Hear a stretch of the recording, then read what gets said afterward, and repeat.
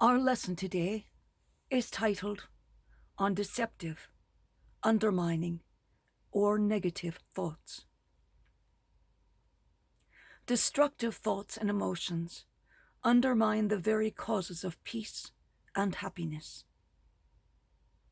If you think clearly about it, it makes no sense to think you're seeking happiness if you do nothing to restrain angry, spiteful, and malicious thoughts and emotions. The ultimate source of a happy life is warm-heartedness. Even animals display some sense of compassion. When it comes to human beings, compassion can be combined with intelligence. Through the application of reason, compassion can be extended to all 7 billion human beings. Destructive thoughts and their associated negative, destructive emotions are related to ignorance, while compassion is helpful and related to intelligence. Therefore, compassion can be taught and learned. Negativity can be unlearned. The behavioral patterns removed through modification and some medication as it is related directly through to depression. Just as heat dispels cold, loving kindness can sometimes counter anger. We need to learn how to counter various emotions so that those around us can be diffused and brought back to loving stability. Distraction is just a temporary measure. The longer, lasting remedy is to be able to see positive qualities in something or someone you otherwise see as negative. We need to become aware of what gives rise to negative, destructive, undermining thoughts and their associated emotions and temporary antidotes of each, until one can apply the permanent, Christ-prescribed medication.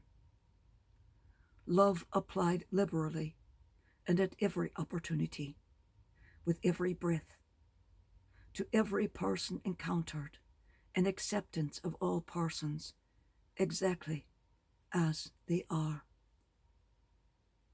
Needs must that you express the emotions of loneliness, sorrow, grief, abandonment, and fear openly and honestly, exactly when and how they occur, when you feel them, rather than converting each of them to anger. Anger may be safer to feel, to express, especially for a man. That is such hogwash and poppycock. The only reason some humans of all genders don't want to express these 5 noted emotions, titled as the undesirables, is because no one looks good doing it, crying, sobbing, shaking in fear and terror, and the underlying, being vulnerable to any of it and all of it. But it is God's desire for you to periodically be vulnerable. That is part of you being human.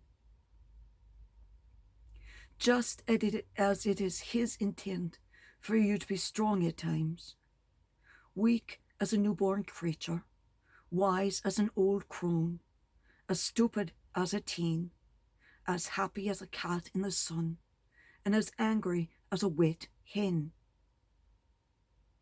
He intends for each of you to always be open and able to feeling and expressing any emotion at any time. Whatever is appropriate at that moment, for that situation. And always love. And always constant acceptance. With compassion and helpfulness added, you now have described the perfect Christian. May this be your goal, to be described as a fully emotional person who is always loving, constantly and ever working to be accepting of all people and persons. She or he is the picture of compassion and is so helpful that there don't seem to be enough hours in the day to fill with projects for them. May it ever be so for each of you.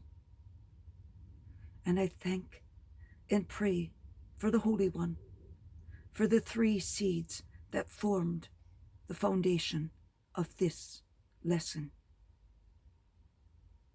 Thank you, Holy One, the Dalai Lama,